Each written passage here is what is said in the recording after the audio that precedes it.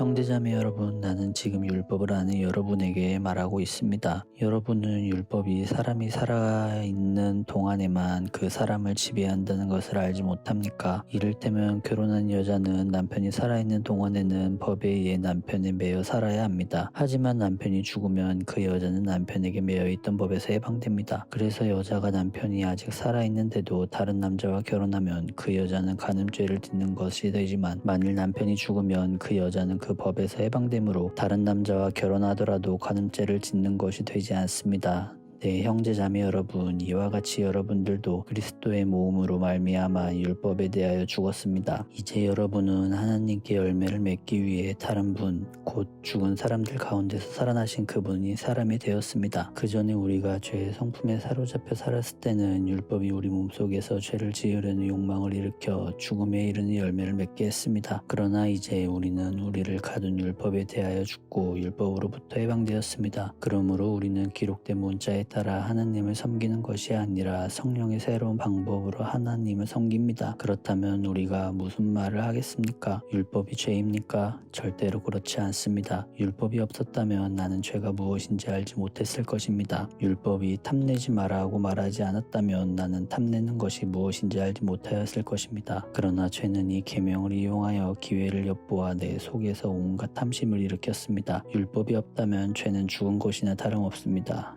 전에 내가 율법과 상관없을 때 나는 살아있었습니다. 그러나 계명이 들어오자 죄가 살아났고 나는 죽었습니다. 그래서 생명으로 인도해야 할 계명이 사실 나 죽음으로 이끄는 계명이 되고 말았습니다. 죄가 계명을 이용하여 기회를 엿보아 나를 속였고 그 계명으로 나를 죽였습니다. 그러므로 율법은 거룩하며 계명도 거룩하고 이롭고 선합니다. 그렇다면 선한 것이 나에게 죽음을 가져다 주었단 말입니까? 절대로 그렇지 않습니다. 죄가 죄인 것으로 드러나도록 하기 위해서 죄는 선한 것을 이용하여 나에게 죽음을 가져왔습니다. 그리하여 죄는 계명을 통해 한층 더 죄의 참모습을 드러낸 것입니다. 우리는 율법이 영적인 것이라는 사실을 압니다. 그러나 나는 영적이지 못하며 죄의 노예로 팔린 몸입니다. 나는 내가 하는 일을 이해하지 못하겠습니다. 내가 하고 싶어 하는 일을 하지 않고 미워하는 일을 행하고 있으니 말입니다. 내가 그런 일을 하면서도 그 일을 원하지 않는 것은 율법이 선하다는 것을 인정하는 셈입니다. 그런데 이제는 원하지 않는 일을 하는 존재가 내가 아니라 내 안에 살고 있는 죄입니다. 나는 내 안에, 다시 말해서 나의 죄악된 본성 안에 선한 것이라고 하는 나도 존재하지 않는다는 사실을 압니다. 선을 행하려는 바람은 내게 있지만 선은 행할 수는 없습니다. 나는 원하는 선을 행하지 않고 원하지 않는 악을 행합니다. 내가 원하지 않는 일을 행하고 있다면 그 일을 행하는 자는 내가 아니라 바로 내 안에 살고 있는 죄입니다. 그러므로 나는 이런 법칙을 발견했습니다. 선을 행하려는 마음은 나에게 있지만 악이 나와 함께 있다는 것입니다. 사실 나의 속 중심에서는 하나님의 법을 즐거워합니다. 그러나 나의 몸은 여러 부분들에서는 다른 법을 적용하고 있습니다. 그 법이 내 마음의 법과 싸워 나의 몸에 작용하고 있는 죄의 법에 사로잡히게 됩니다. 나는 참으로 비참한 사람입니다.